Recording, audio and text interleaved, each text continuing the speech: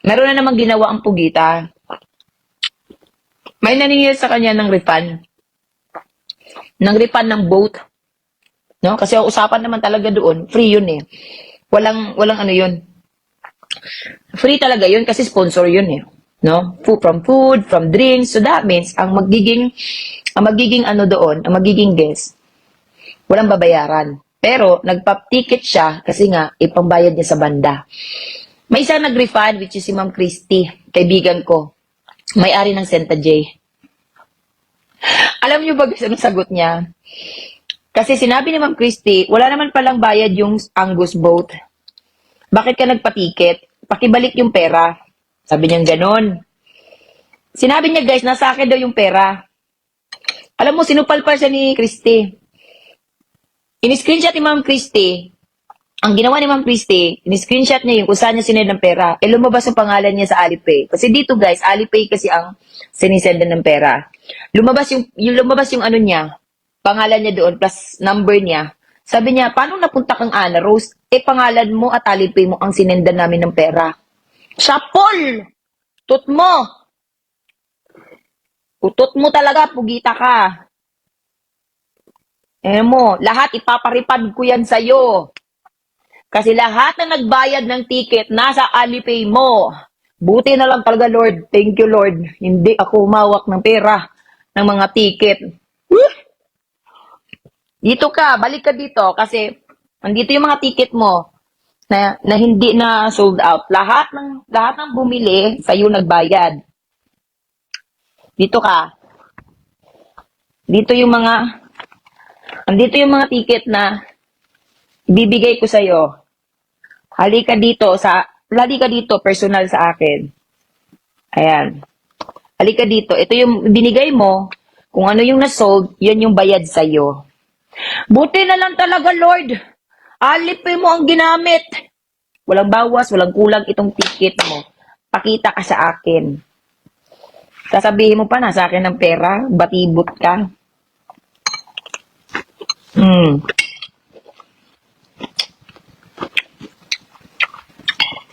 Ang galing. Ang galing. Nasupalpal ka tuloy ni Christy. Nasumbong sa akin eh. Siningil ko siya, besh. Pinaripan ko talaga yun. Anong sagot niya doon kay Ma'am Christy? Nung nabisto siya? Talk to my lawyer daw. Talk to my lawyer, 438. Talk to my lawyer, 438 ang ticket mo sa barko. Kasi pangbayad mo sa banda ng Ilias Ban. Ang usapan natin, free ang barko. 'Di ba? Food and drinks, wala kang ginastos doon. Kasi ako lahat ang kumuha ng sponsor doon. Huwag kang PayPal ka.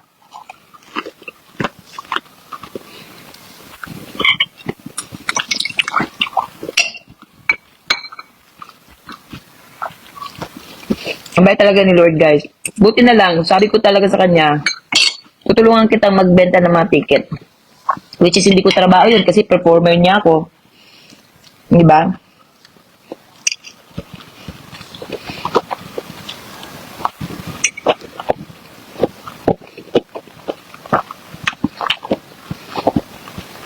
Kain kayo, guys. So, yun lang yung update, guys.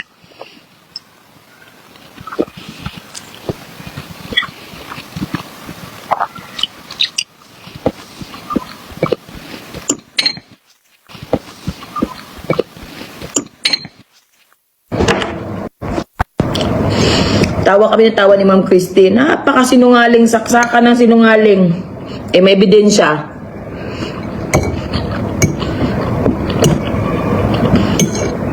Nahuli ka tuloy.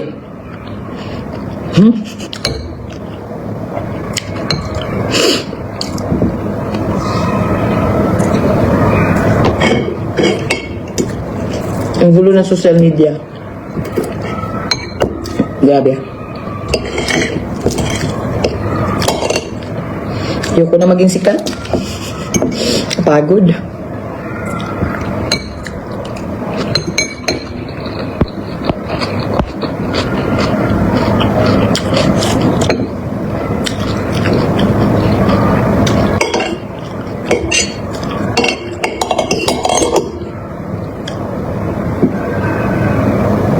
Sus kaya kani ate ni mo oy.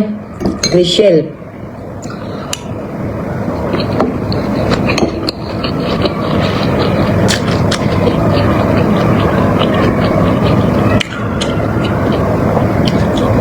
Ulfan Sara, paano naging si Scarlett?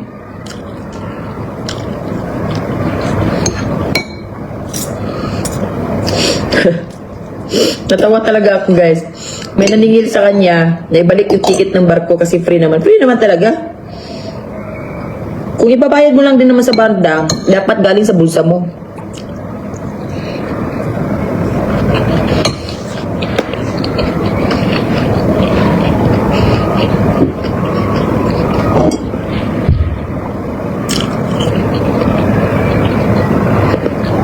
Dapat nga ang Angus ang magpatikit nun eh.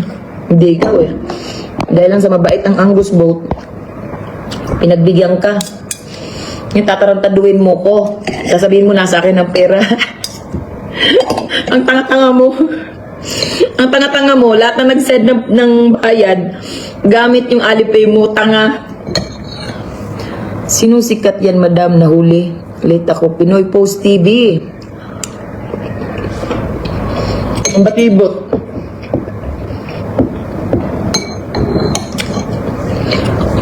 From Canada with love.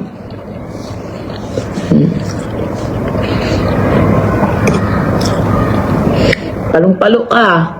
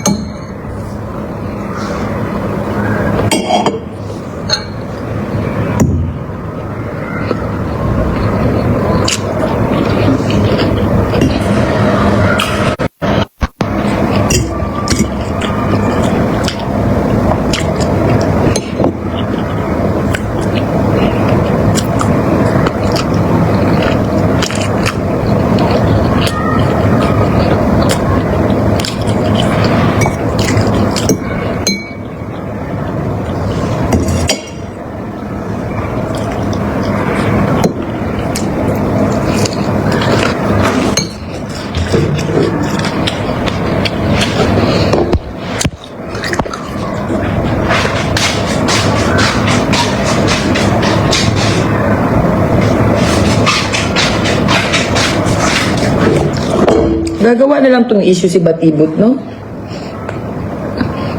Hi, Ma'am Ramona. Sa likod ng maskara. Chicken. Ngayon chicken na, chicken breast. Sa totoo lang, kawawa din talaga yung banda, no? Pwede kasi sabihin bayad na, pero yung totoo hindi naman pa pala, di ba? So tayo naman, wala naman tayong alam dyan. Pero syempre, base dito si Miss Ana, maraming alam, no? At hindi naman yan magsasalita talaga sila Avi, sila Abigail. So respeto pa rin, mas lalo gugulo kung magsalita pa sila.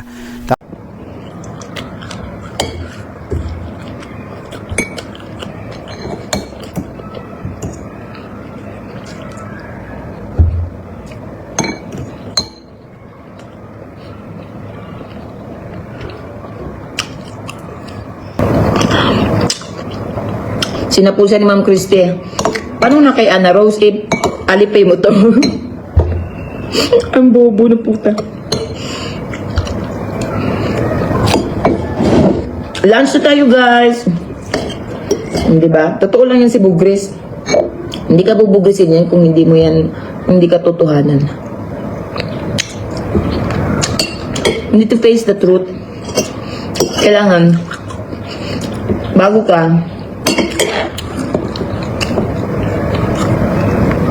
oo. De La Cruz Femi. Siya yung biktima doon sa post niya.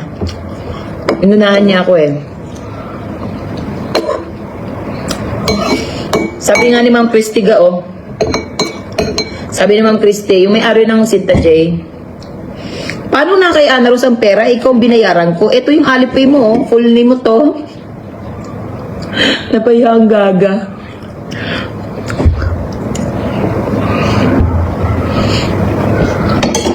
Bago ka sumabak ng gera, kailangan busog ka. Busog ka talaga.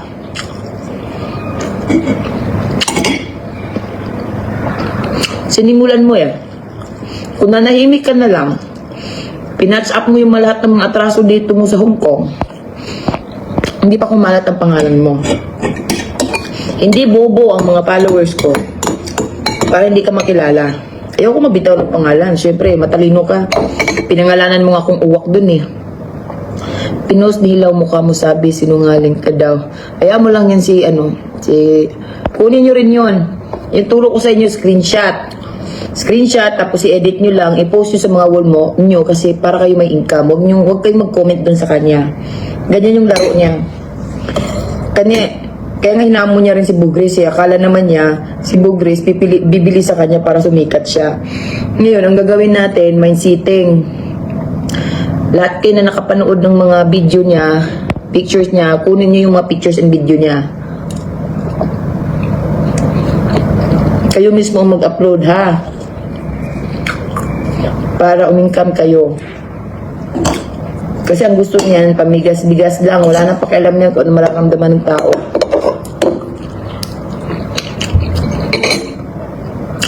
Ayun.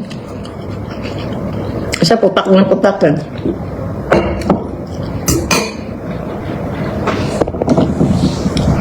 At kung hindi siya nag-live, hindi pa lumala. Nagpasa na ng screenshot si Ma'am Chrisley. Oh. Ebidensya. Oo, Ma'am Catherine Lewis. Si Ma'am Cathy kasi mga kabesh, Cathy is may-ari ng Cathy Travel. Ang nangyari din talaga dito, supposed to be sponsor niya to. Ihiningian siya ng ng permit. Kung may permit ang mga sino? Yung hiningian siya ng permit. Natural, company yan eh. Paano kung mabulilyaso ka na naman? Kasi nabulilyaso na ngayon pagpunta ni Elias dito noong October. Marami nagtatanong na kumbaga yung refunds, na booking na no?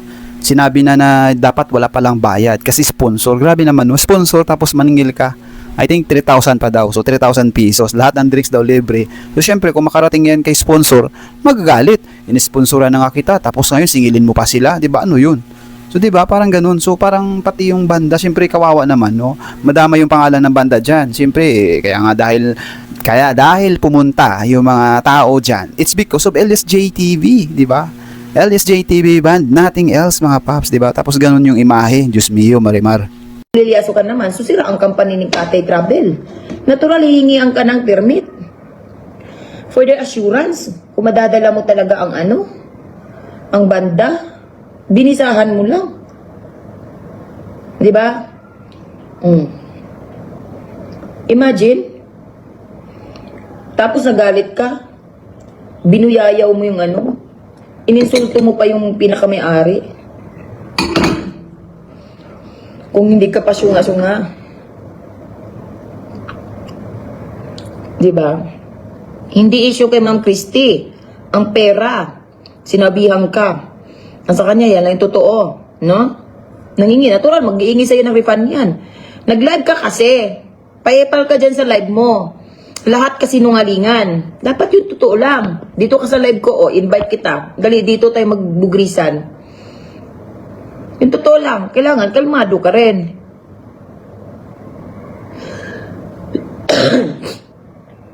Oo, mahirap guys pagsikat. Sexy naman ang uwak na yan. Inggit lang si Batibot dahil si uwak sexy. Sobra mags tilan. Kaya sabi ko nga sa kanya, kung hindi siya nag-live, no? Kung hindi siya nag-live, hindi niya ako siniraan dun sa dinamay niya pa nanay ko. Nako, may palimos-limos ka pang nalalaman. Magkikita tayo ng saikong. Maliit lang ng saikong. Tell me lang. Gusto mo walang pulisan?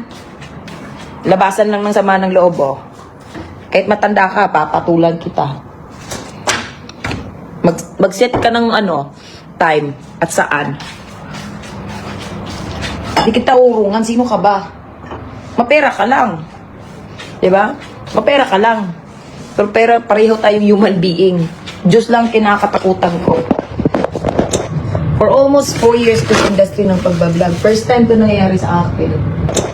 For almost 4 years to industry ng pagbablog. First time to nangyayari sa akin. Tama nga yung sabi nila. Kapag may pangalan ka na, pilit kang ibababa ng mga taong may inggit inggit sa'yo. Grabe yung inggit mo.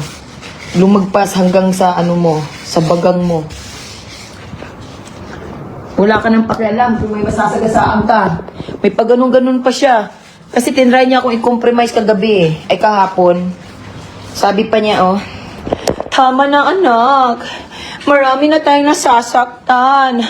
Tama na to, ayoko talaga. Ayoko makipag-settle sa'yo sa cellphone. Mag-settle tayo personal.